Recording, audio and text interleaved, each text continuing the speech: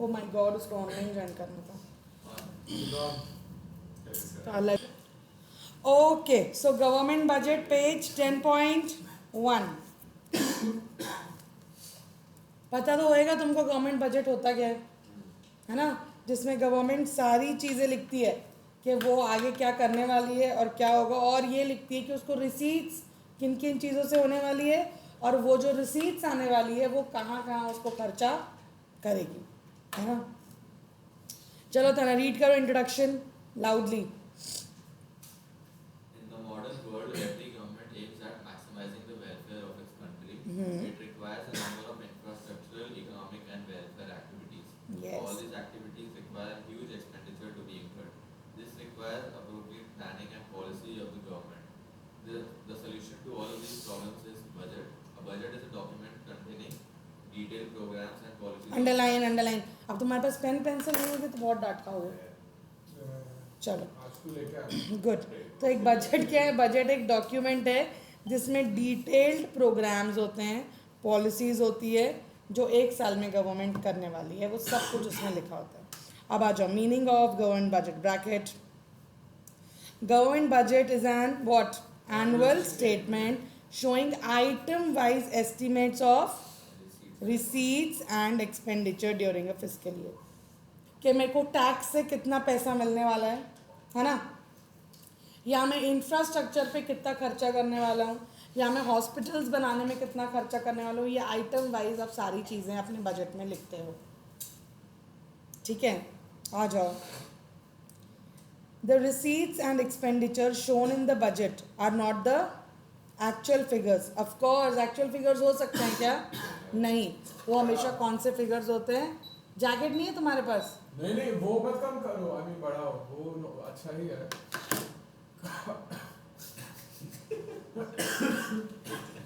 बहुत नाटक है भाई. अरे ठीक है, चुपचाप. जैकेट नहीं है तुम्हारे पास? जैकेट से क्या करूँगा मैं? कब से? और अरे यहाँ पे गर्म होना चाहिए जब आपके, गर्म तासीर वाली चीज़ें पीनी चाहिए ताकि सही हो, और तुम्हारा चिल्ड होगा पानी भी. आज नॉर्मल है. चलो ओके. तो ये सब क्या होते हैं? एस्टिमेट्स होते हैं. Fiscal year is taken from 1st April to 31st March. ठीक है. अब आ जाओ important points about government budget. क्या लिखा हुआ है देखो.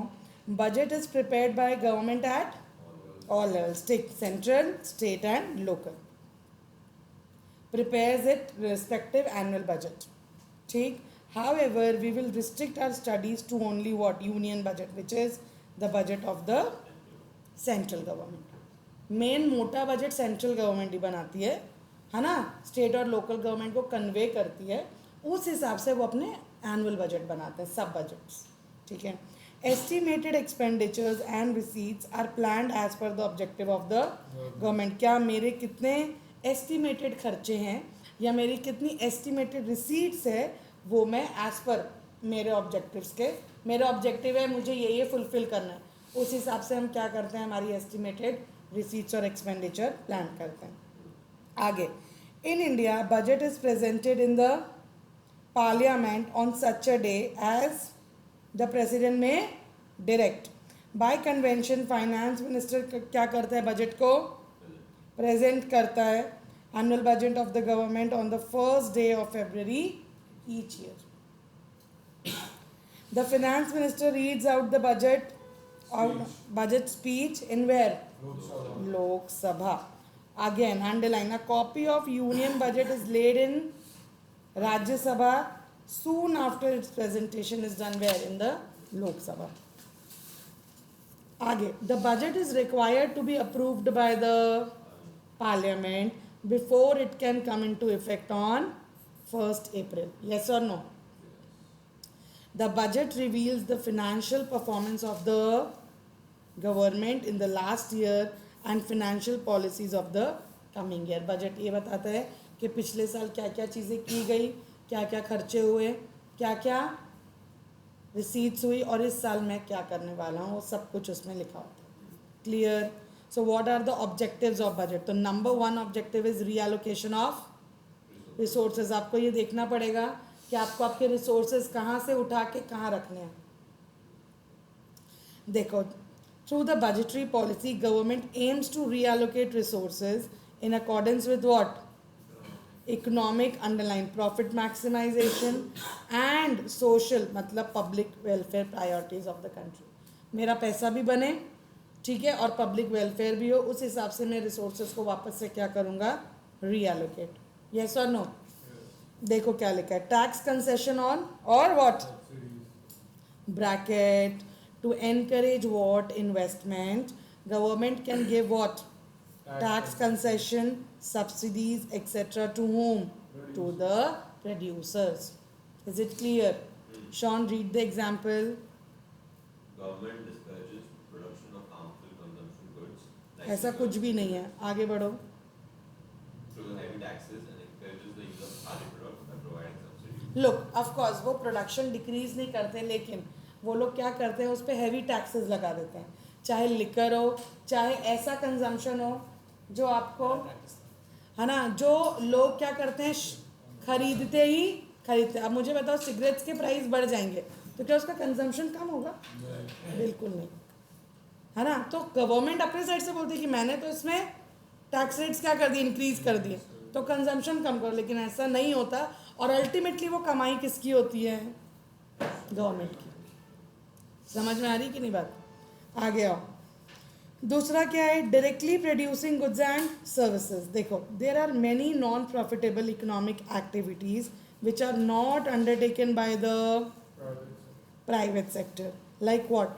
Water supply, sanitation, law and order, national defense, etc. These are called what? Public goods. Such activities are necessarily undertaken by the government in public interest to raise what? Social welfare. ये activities objectives of the government point number 2 में आ गया अब हम, ठीक है. तो ये activities जानबूझ के कौन लेता है? गवर्नमेंट अंडरटेक करता है. समझ आई कि नहीं ये बात? दूसरा क्या है? Reducing inequalities in income and wealth. Economic inequality is an inherent part of every economic system. Government aims to reduce what? Such inequalities of income and wealth underlined through its budgetary policy. अपनी budgetary policy से वो क्या करता है? क्या करता है? Inequalities of income और वेल्थ को थोड़ा सा स्टेबलाइज करने की कोशिश करता है. वो रिड्यूस होना बहुत मुश्किल है. Bracket. Government aims to influence, make a bracket. Government aims to influence what? Distribution of income by imposing taxes on the rich and spending more on the welfare of the poor. तो इस तरीके से वो अपनी policies बनाते हैं, budget में इस हिसाब से प्रेजेंट करते हैं कि मैं ये सारी चीज़ें करने वाला हूँ. It will reduce income of the rich and raise the standard of living of the poor, thus reducing inequalities in the distribution of. तो inequalities थोड़ी सी क्या हो जाती है? कम, बहुत थोड़ी सी. उसके बाद क्या है? Economic stability. Economic stability means underline absence of large scale fluctuation in prices. Stabilise करना, ना ज़्यादा इन्फ्लेशन हो, ना ज़्यादा रिसेशन आ जाए. पूरी इकोनॉमिक क्या होनी चाहिए? स्टेबलाइज होनी चाहिए. Such fluctuations create what? Uncertainties in the economy. Government can exercise what? Control over these fluctuation through taxes and, है ना, जो आप आरबीआई बैंक वाले चैप्टर में पढ़ के आए हो कि कैसे वो स्टेबलाइज करता है सारी चीज़ों को थ्रू टैक्सेस एंड एक्सपेंडिचर. देखो क्या लिखा है? Inflationary tendencies emerge with aggregate. Yes और नो? जब एग्रीगेट डिमांड एग्रीगेट सप्लाई से ज़्यादा होता है तो इन्फ्लेशन आता है या नहीं आता? आता है.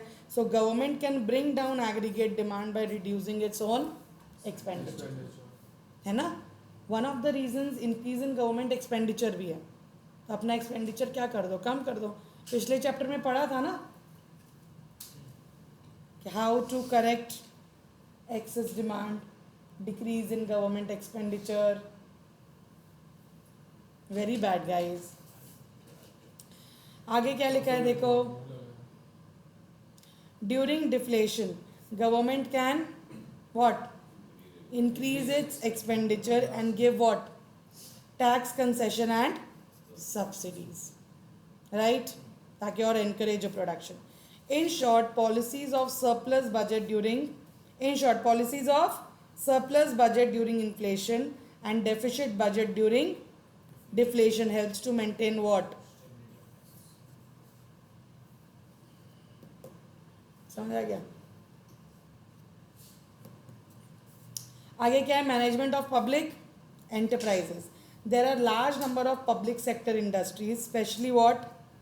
Natural monopolies, which are established and managed for what?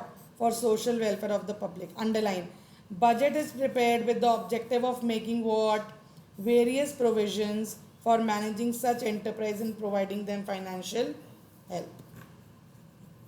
कोई कोई ऐसे एंटरप्राइजेज होते हैं ऑफकोर्स गवर्नमेंट के ही, ठीक है, जो किसके लिए बनते हैं? पब्लिक वेलफेयर के लिए, सोशल वेलफेयर के लिए. तो उसके towards that we have to put money. Right. Next क्या है? Economic growth. Economic growth implies a sustainable increase in what? Again real GDP. Real GDP मतलब in terms of goods and services आपका GDP क्या होना चाहिए? Increase होना चाहिए. That is underline an increase in volume of goods and services produced in the economy. Budget can be an effective tool to ensure economic growth in a country. देखो क्या लिखा है. If the government provides tax rebates and other incentives for productive ventures and projects, underline, it can stimulate what? Savings and investment. अगर government बोलता है कि तुम ये इंडस्ट्री खोलोगे तो ये टैक्स रिबेट मिलेगा या इंसेंटिव मिलेगा, सो हम क्या हो जाएंगे? इनकरेज हो जाएंगे to open that industry. Yes और नो? दूसरा क्या है? Spending on infrastructure of an economy enhances the production activity in the different sectors. है ना? अगर ट्रांसपोर्टेशन सही कर दिया, बैंकिंग सही कर दिया, हाँ, तो फिर क्या ईजीली होगा कि नहीं? प्रोडक्शन होगा. Underline. Government expenditure is a major factor that generates what? Demand for different type of goods and services in an economy which induces growth in private sector also. Why don't you give test on Sunday? No Monday best है. Monday को दे सकते. ये मैंने race किया. Monday दे सकते हैं. लेकिन मैं चेक कैसे करूँगी? नहीं यार, तुम लोग जब 8th, मुझे बताओ कि कौन कौन से चैप्टर. चलो आगे क्या लिखा है? However before planning such expenditure या रिबेट्स या subsidies, government should check what? The rate of inflation, tax rate, सब चेक कर लो पहले. Also there may be risk of debt trap if loans are too high to finance the. Debt trap में फंसते चले जाओगे तुम अगर तुम्हारे इतने ज़्यादा लोन्स होगा और तुम खर्चे ना कर पा रहे तो. ठीक है, फ़ोन तो तू नीचे रख दे मीर. नहीं, फिर भी नीचे रख दे, बहुत बड़ा डिस्ट्रैक्शन है. नहीं कर यूज़, तेरी आंखें यूज़ करती है ना बस. चलो आगे. Reducing what? Regional disparities between the regions. देखो क्या लिखा है, ब्रैकेट बनाओ. The government budget aims to reduce regional disparities through its taxation and expenditure policy for encouraging what? Underline. Encouraging setting up what? Production unit in economical backward regions. For example, establishment of special economic zones in backward regions for promoting economic development. कि तुम मैं खुद ही वहाँ पे पैसा डालूंगा, है ना, to overcome this disparities and all. Last क्या है? Employment generation. वहाँ भी मैं पैसा खर्च करूँगा. तो क्या लिखा है? Government budget is use an effective tool in the process of employment generation in various ways. Underline. Investment in infrastructural projects like what? Construction of flyovers, bridges, expansion of roads creates job for different sections of the workforce. Yes or no? In rural and urban areas, government aims to provide job through various employment generation schemes like all these things. बहुत बड़ा है, but tension मत लो. समझ में आई कि नहीं आई बात? 3 classes आपने बोला था. हो जाएगा। उसके बाद क्या, अब आते हैं मेन चीज़ में, जिसको क्या बोलते हैं, components of budget. Very important guys. तो सबसे पहला क्या है, रेवेन्यू बजट। रेवेन्यू बजट का मतलब क्या, तुमने 11th में पढ़ा होगा ना, revenue expenditure, capital expenditure. Accounts में क्या होता है रेवेन्यू एक्सपेंडिचर, बताओ।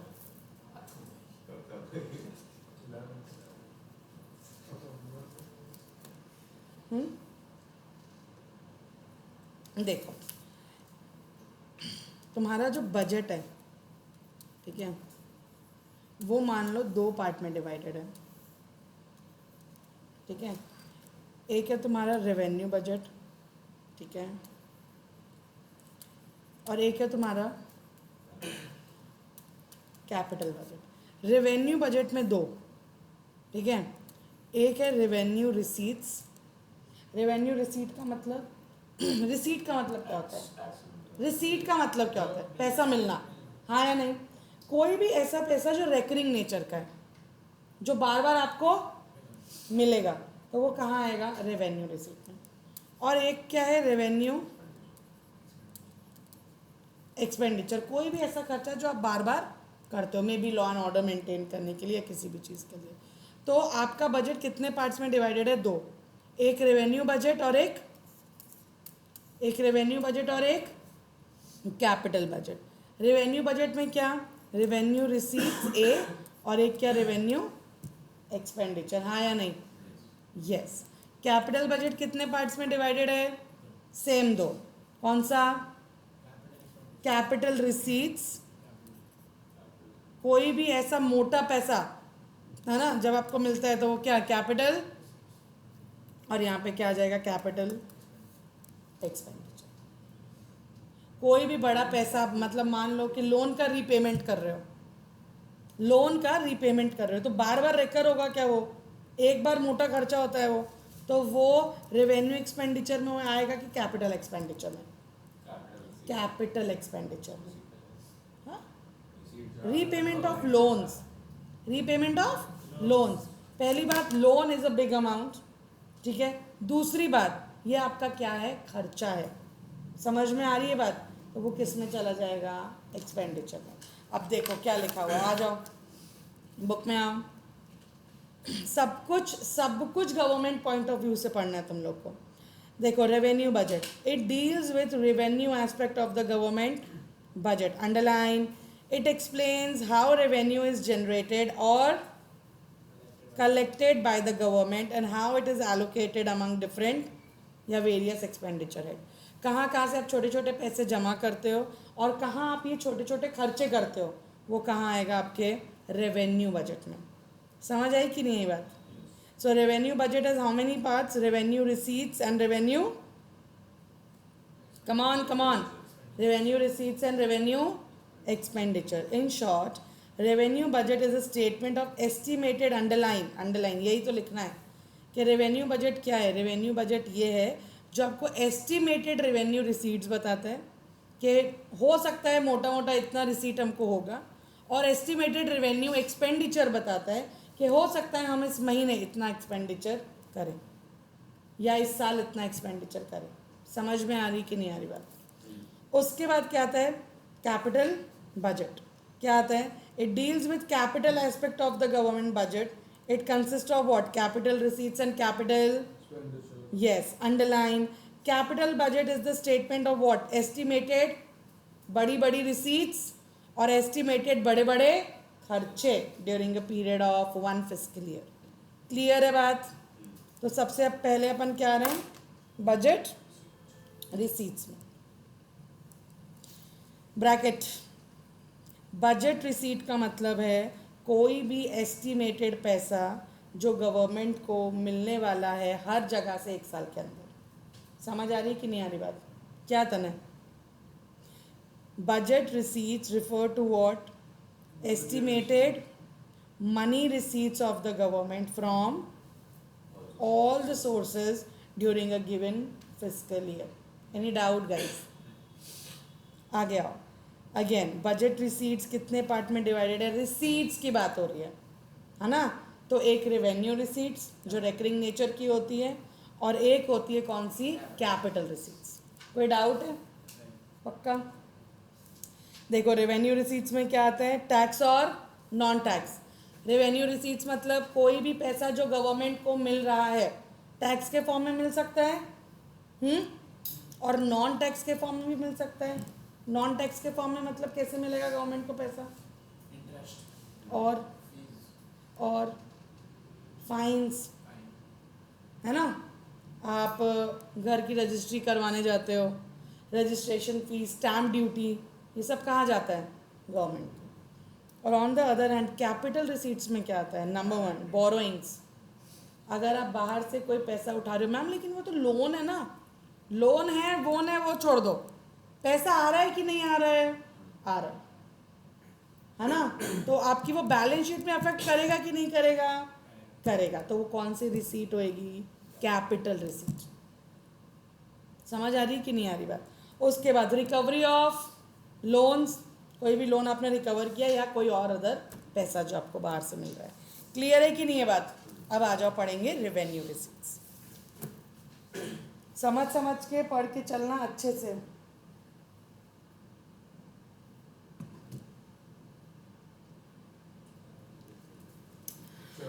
Bracket revenue receipts refer to those receipts which neither create any liability nor cause any reduction in the asset of the government। Soon low, revenue receipt ऐसी receipt होती है, ठीक है, जिससे कि कोई लाइबिलिटी क्रिएट नहीं होती है। अब मेरे को बताओ कि कोई पैसा अगर आपको बाहर से मिल रहा है, टैक्स के फॉर्म में मिल रहा है सपोज, है ना, टैक्स के फॉर्म में अगर कोई पैसा आपको मिल रहा है तो वो आपकी इनकम है ना, क्या वो लाइबिलिटी है आपकी? नहीं। तो अगर वो पैसा मिलता है तो एसेट बढ़ जाएगा उससे। अगर तुझे टैक्स के फॉर्म में कोई पैसा मिलता है और वो रिकरिंग नेचर का है, तो उससे क्या कोई एसेट इंक्रीज हो जाते हैं क्या? नहीं। कभी भी जो रेवेन्यू रिसीट्स होती है उनसे एसेट इंक्रीज नहीं होते, ना ही कोई लाइबिलिटी क्रिएट होती है, ना ही कोई एसेट, और ना ही कोई एसेट हमारे कम होते हैं। मतलब रेवेन्यू रिसीट से एसेट और लाइबिलिटी में कोई फर्क नहीं पड़ता। आ रही बात समझ में? Again read it again.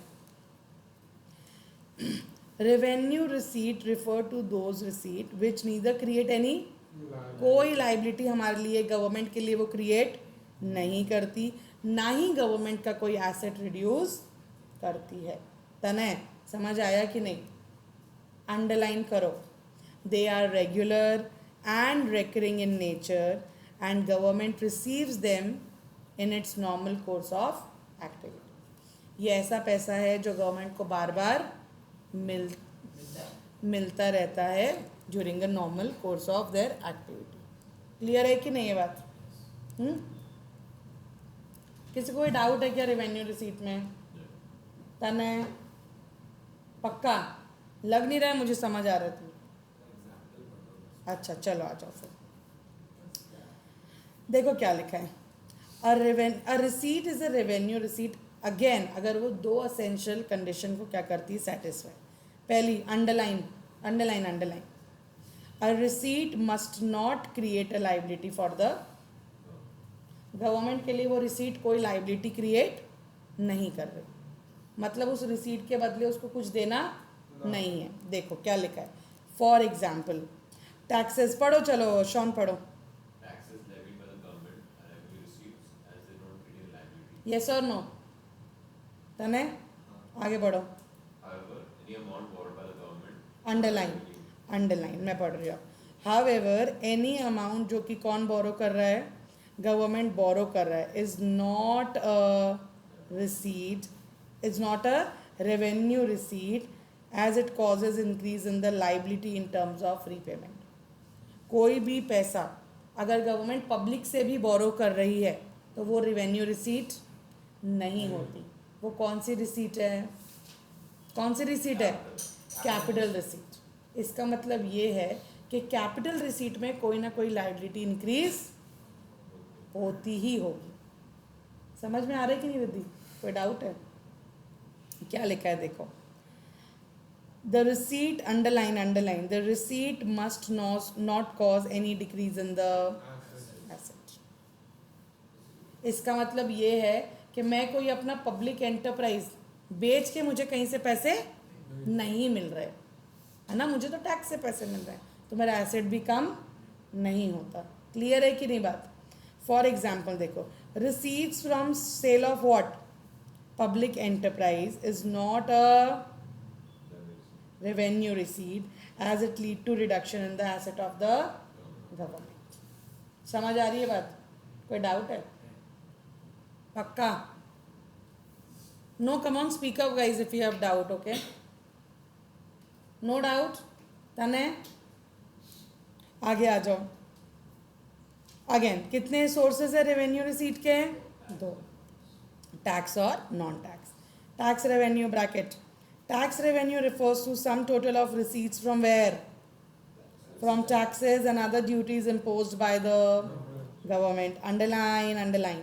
Tax क्या है? Unilateral one sided compulsory payment है जो लोगों को, कंपनीज को, गवर्नमेंट को देना ही पड़ता है, चाहे उनको कोई बेनिफिट मिले चाहे ना मिले। कोई डाउट है? टिक करो। Tax is a compulsory payment. No one can refuse to pay it. Tax receipts are spent by the underline. Tax receipts are spent by the government for common benefit of the people in the country. A taxpayer cannot expect that the tax amount will be used for his direct benefit. ज़रूरी नहीं है ना कि तुमने पैसे दिए तो तुम्हारे बेनिफिट के लिए यूज़ हो, कॉमन बेनिफिट के लिए वो अमाउंट यूज़ होगा। कोई डाउट? 2 टाइप के टैक्सेस होते हैं, डायरेक्ट और डायरेक्ट टैक्सेस क्या होते हैं? कम ऑन तने टेल मी, Income tax और income tax. तने बताओ। Taxes imposed on property and income. Example बता दो भाई, क्या होता? एग्जाम्पल नहीं सुनना है मुझे, ये बताओ डायरेक्ट टैक्स क्या होता है? अब चल पढ़ के बोल रहा है मतलब नहीं पता, पढ़ के बोल रहा है मतलब नहीं पता, बता ना, तूने एग्जाम्पल दिया है। डायरेक्ट टैक्स एक ऐसा टैक्स होता है जिसका बर्डन हम शिफ्ट नहीं कर सकते। समझ में आ रही कि नहीं आ रही बात? तुम्हारी इनकम, तुम्हारी वेल्थ, तुम्हारी प्रॉपर्टी तो शॉन देगा क्या टैक्स? नहीं देगा। लेकिन अगर तुम मूवी जा रहे हो तो शॉन तुम्हारी टिकट खरीदेगा कि नहीं खरीदेगा? खरीदेगा, है ना? तो वो बर्डन शिफ्ट हो सकता है कि नहीं हो सकता? हो सकता है, इनडायरेक्ट टैक्स। समझ आ रही है बात? चलो आ जाओ, ब्रैकेट बनाओ। Direct taxes refer to taxes that are imposed on property and income of the individuals and companies, and again their burden cannot be shifted to other person or entity. Any doubt? Clear है? पक्का? आ गया। They are imposed on individuals and companies and their monetary burden is borne by those on whom they are levied. ठीक है, जिनका monetary burden उनके ऊपर ही है जिसके ऊपर वो टैक्सेस लेवी हो रहे हैं। क्यों हीरो? आ गया।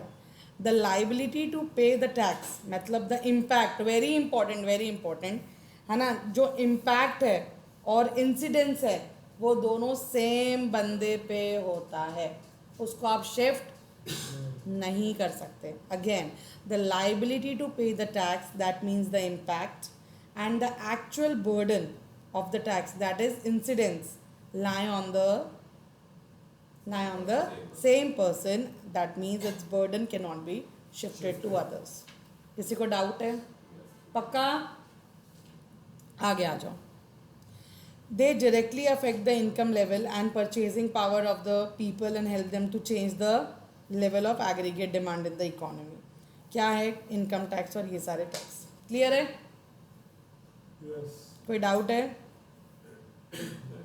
चल, उसके बाद क्या आता है? Indirect taxes bracket. Indirect taxes are those taxes which can be shifted to another person. Their monetary burden is ultimately borne by the final users of goods and Services. rather than the person on whom the tax is levied. Tax किसी और पे levy हो सकता है, burden कोई और ले सकता है। समझ आ रही है? जैसे गुड्स और सर्विसेज का टैक्स अल्टीमेटली कौन पे करता है? हम। हाँ या नहीं? आ जाओ. They are imposed on goods and services. Again, the liability, that means the impact of the tax, and the actual burden lie on different person. The burden can be shifted. Example are all these things. Indirect tax can be avoided. Indirect tax को आप avoid भी कर सकते हो. Indirect taxes are compulsory payment, but they can be avoided by not entering into those transaction जहाँ पे वो follow हो रहे हैं. नहीं खरीदते तुम गुड, या नहीं जाते रेस्टोरेंट में, नहीं पे करते बिल, तो अवॉइड कर दो फिर उसको. समझ आ रही है बात? For example, consumers may save taxes by purchasing what? Khadi Gram Udyog items, as there is no indirect tax on khadi items, वो ऑलरेडी महंगे हैं. समझ आ गई बात? कोई डाउट?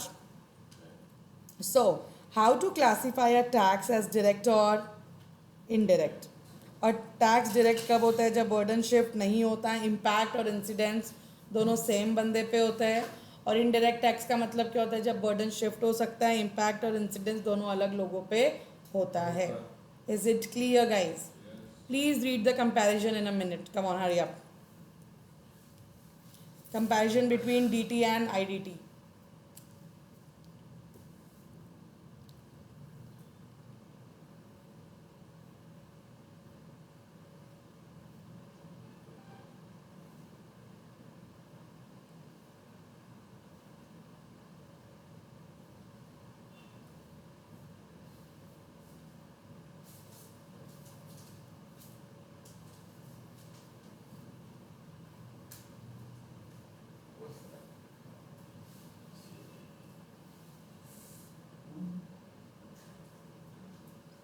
पढ़ लो.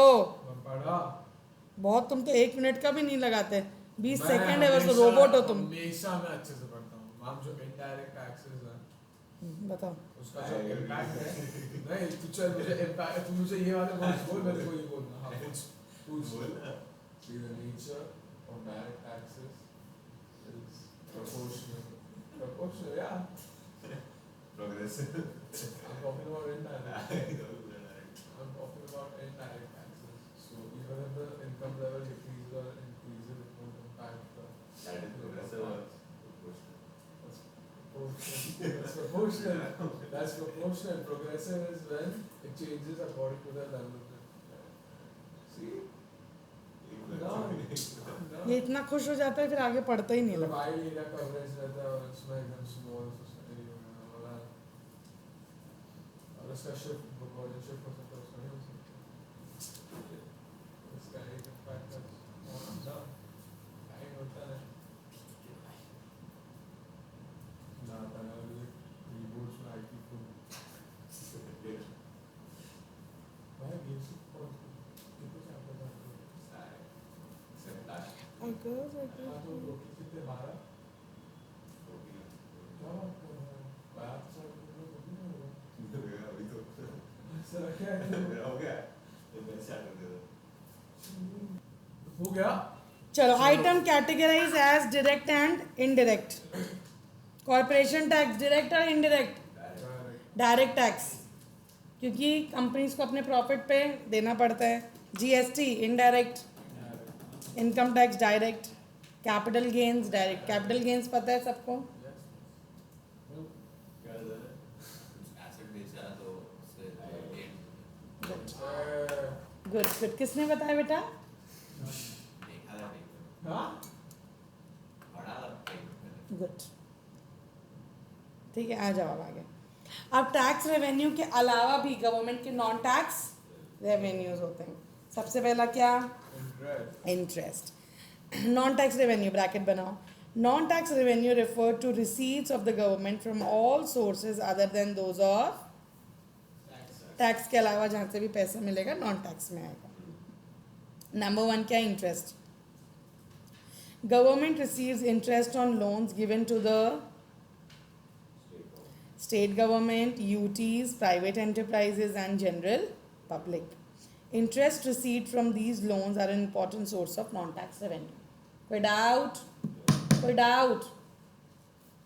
तने आगे आओ. Profits and Dividends. Government earns what? Profit through public sector undertakings like Indian Railway, LIC, BAIL, etc.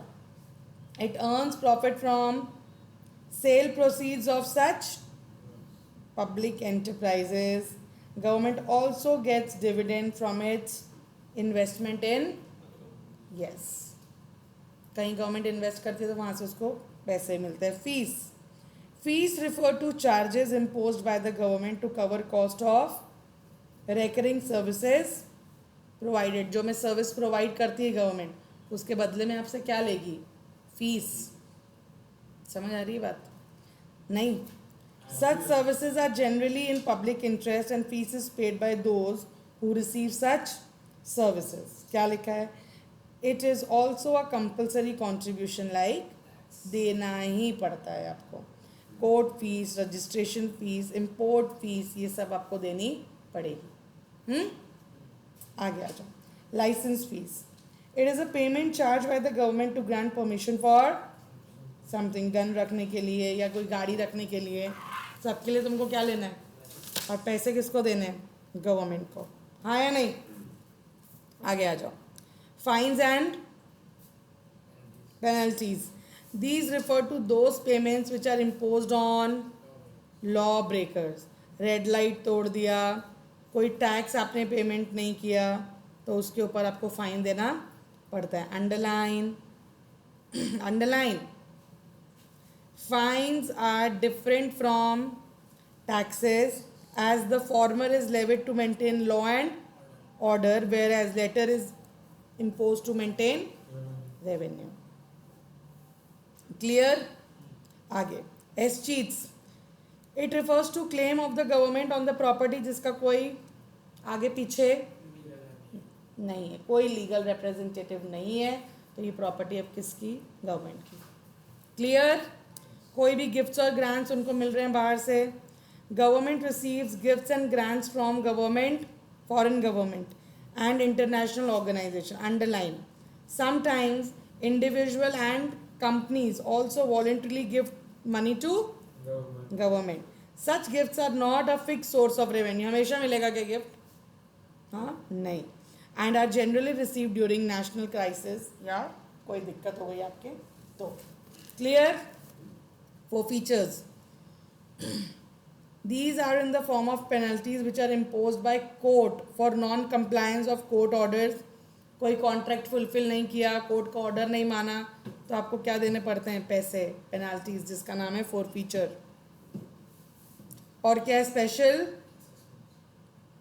It refers to payment made by owners of those properties whose value has been appreciated due to developmental activities of. This is a live example. हमने जो एक घर लिया था my home town Raipur Chhattisgarh, वहाँ पे तब उस घर ने हमने उस घर को लिया था ओनली फॉर 36 lakhs ओनली.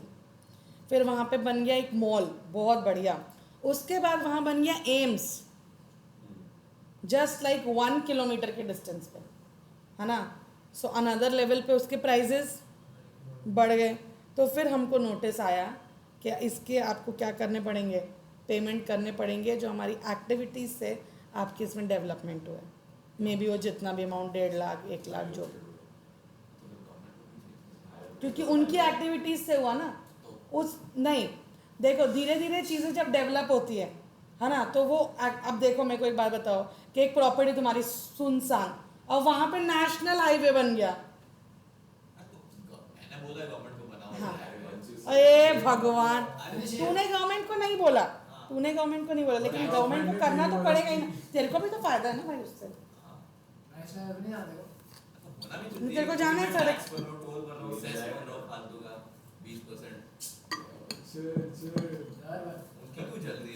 पढ़ेंगे बेटा.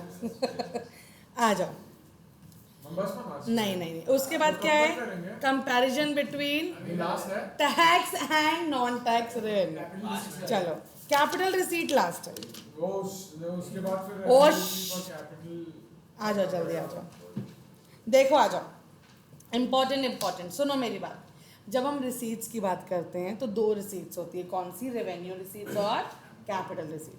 रेवेन्यू रिसीट एक ऐसी रिसीट होती है ना, जिसमें ना ही कोई लाइबिलिटी इंक्रीज होती है ना ही कोई एसेट डिक्रीज होता है, हाँ या नहीं? वो एक रेकरिंग पेमेंट है जो गवर्नमेंट को मिलती है, रेकरिंग पैसा है जो गवर्नमेंट को मिलता है, हाँ या नहीं? अब ऑन द अदर हैंड हम क्या आते हैं, capital receipts bracket.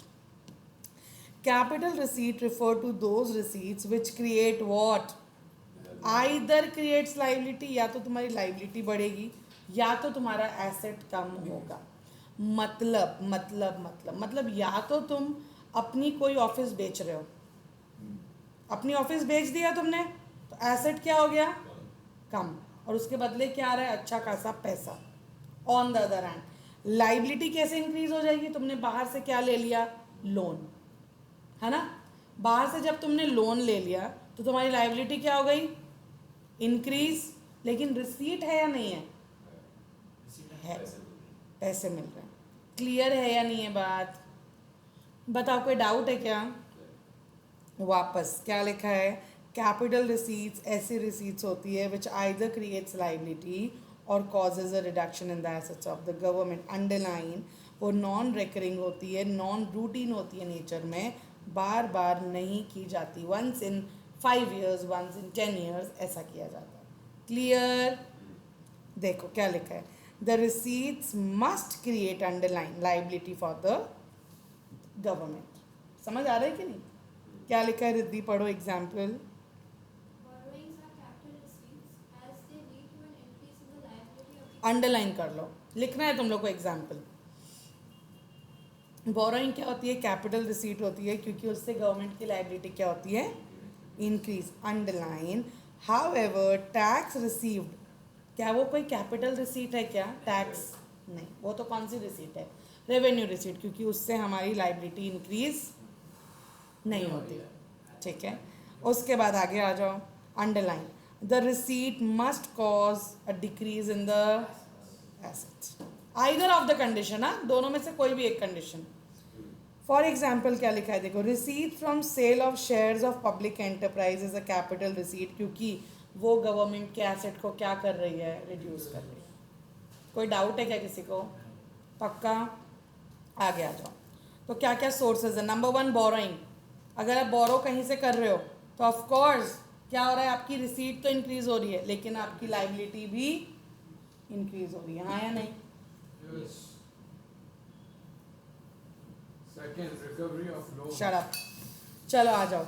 Underline, borrowings are the funds raised by the government to meet what, excess expenditure. देखो, government borrow funds from what, open market operations, yes, Reserve Bank of India, foreign government, international institutions like World Bank, IMF, किसी से भी. ठीक है, borrowings are capital receipts as they create liability for the, कोई doubt? आगे, recovery of loans.